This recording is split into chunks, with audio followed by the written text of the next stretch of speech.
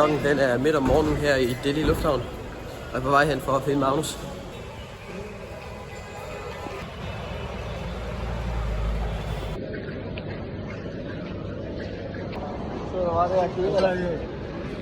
Magnus han ned og følge med i trafikken her i Indien. Det er så vildt. Er det også sådan noget, han cykler i, Erik? Ja, det kan blive meget værre. Cykler også bare ud foran bilerne, Ja. og så stopper de for jer. Ja, det kan blive nødt til. Hello, buddy! What up, buddy? Hej.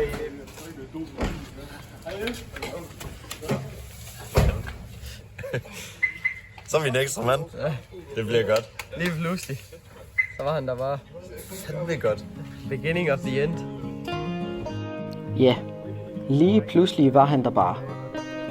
Det var vores gode ven Magnus hjemme fra Danmark, der havde færdiggjort sin værnepligt, og nu havde besluttet sig for at cykle resten af turen sammen med os. Så pludselig var vi 5. Magnus' ankomst betød også, at vi langt om længe skulle tage den endelige afsked med Delhi og med Preet.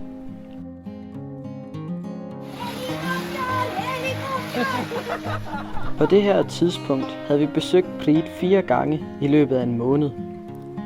Han havde taget sig af os, vist os hvordan Indien ser ud i virkeligheden, fortalt os om sin families religion og kultur. Han havde inviteret os hjem til sin hjemby, hjem til sine forældre, for at fejre den indiske højtid Diwali. Her var vi blevet behandlet, som var vi en del af familien. Så ja, Preet var efterhånden blevet en rigtig god ven. Vores big brother, som han sagde. Derfor var afskeden også tung. Men Preet var sikker på, at vi nok skulle se hinanden igen en gang. Jeg håber, han får ret.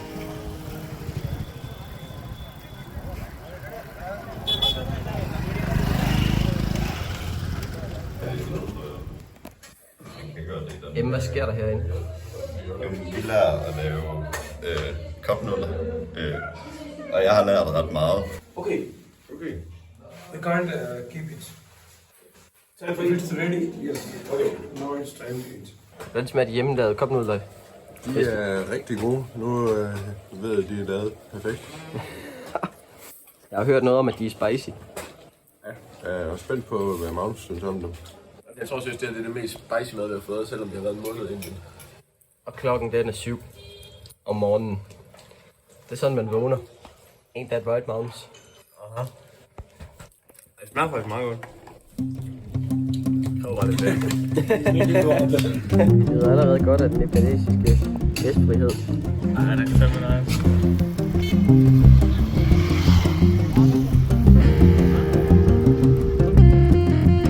Efter Delhi tog vi til Nepal, hvor vi nu havde sat kursen mod byen Pokhara i udkanten af Himalaya. Nepal ligner på mange måder Indien. Templerne, husene og maden er meget ens. Menneskerne ligner os både i sprog, udseende og kultur.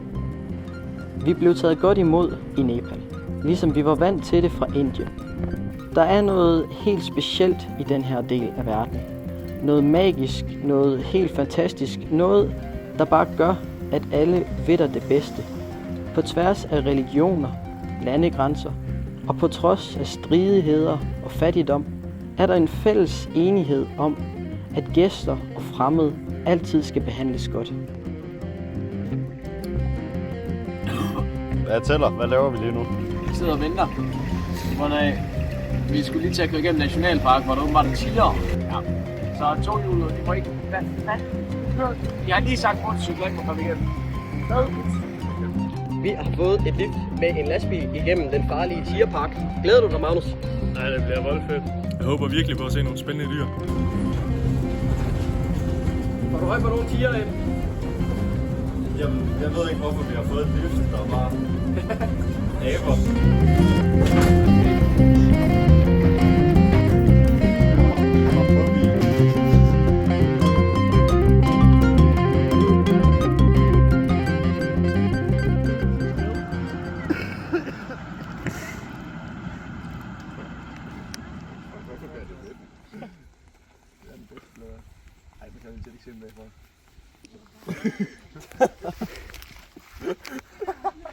filme det her.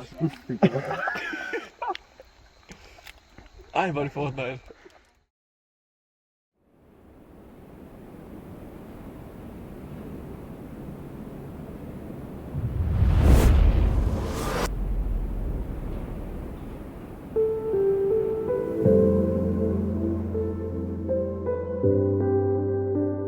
I udkanten af Himalaya ligger byen Pokhara, og til byen Pokhara var vi nu nået. De store bjergmassiver tårner sig op mod nord, og dagen lang nød vi en af de bedste udsigter, vi havde haft på hele turen. Det var dejligt heroppe i højderne. Vejret var køligt, hvilket var tiltrængt. Tro det eller lad være, så var det også dejligt med de hårde bjerge. Det niver mere i benene, selvfølgelig. Men det giver også noget at besejre, og det gjorde vi. Men mest af alt nød vi det bare. Det er fandme vildt, det er. Fuck en udsigt.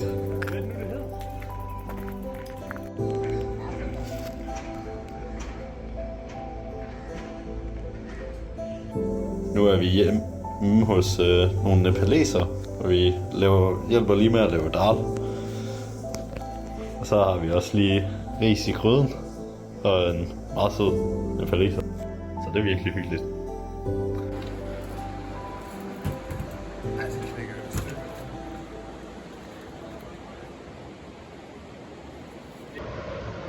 Der er sket det frygtelige, at Esben han er blevet låst inde på et toilet. Vi er alle sammen i dyb chok.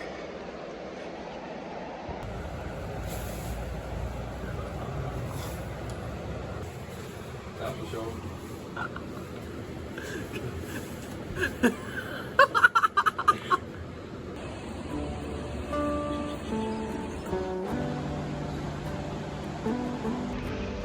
Han slap så fri, men det var sjovt så længe det varede.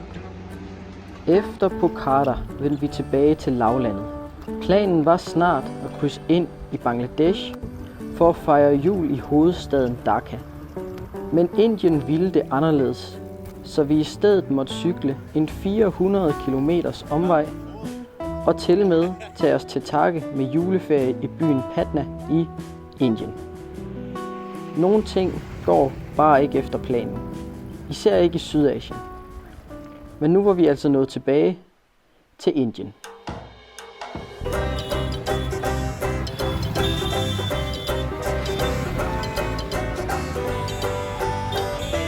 Så kom vi tilbage til Indien. Hej. Ja, vi gjorde.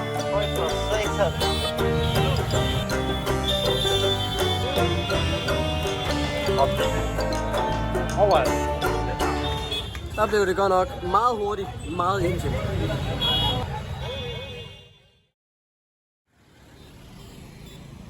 I Indien er trafikken fuldstændig vanvittig.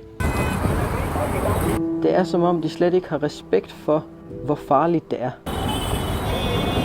Derfor var det selvfølgelig også dømt til at gå galt på et tidspunkt. Og det gjorde det. En motorcykel, der enten var uopmærksom eller bare idiot, kørte lige direkte ind i Magnus. Han er heldigvis uskadt. Der er ikke sket noget mere, om han har fået på skrammer. Men det går nok noget af en forskrækkelse. Og hans cykel er fuldstændig smadret. Motorcyklen var kørt frontalt sammen med Magnus, så Magnus var fløjet af cyklen og havde rullet hen ad asfalten. Han var lidt rystet i starten, det var vi alle sammen i virkeligheden. Men han er også ved godt mod nu. Og nu er der en masse indere, der prøver at hjælpe os med at få et lift til Patna. Lige nu står vi og venter på, jeg ved ikke hvad, før vi tager på politistationen. Magnus han har fået fornøjelsen af at sidde inde i den her lækre vogn, mens vi venter på ingenting. Absolut ingenting. Så det er jo fedt nok. Lige nu render inderne rundt og gør det, de gør bedst. Ingenting. Kom Magnus, så kommer vi endelig afsted. Har du noget indskud? Jeg vil bare gerne sige tak til internet for vores første stykke jul. så fik vi juleført. Happy Merry Christmas. Så er Magnus og M blevet smidt på en eller anden vogn, der forhåbentlig kører dem til Patna. Tæller Esben og jeg, vi har lige indtaget en dejlig indisk frokost. Så er vi ellers klar til at cykle det sidste. Så holde juleferie. Selvom vi havde fået os en stor forskrækkelse, og selvom vi langt fra nød de resterende 150 km til Patna, løste alting sig jo. Magnus var ikke kommet noget til. Det var det vigtigste. Det var også lykkedes M at skaffe et lift til ham og Magnus til Patna. Uheld sker. Problemer de opstår, og det kan man ikke gøre noget ved. Man kan bare glæde sig, når problemet er løst. Og det gjorde vi. Langt om længe skulle det blive jul.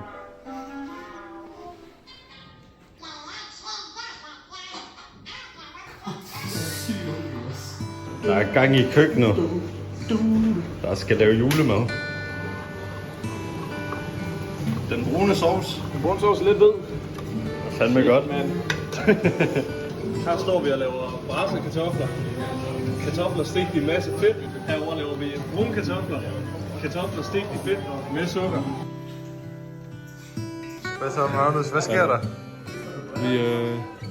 Okay. Vi er endelig blevet færdige med maden. Hvor tæt vil du på? Vi er endelig blevet færdige med maden.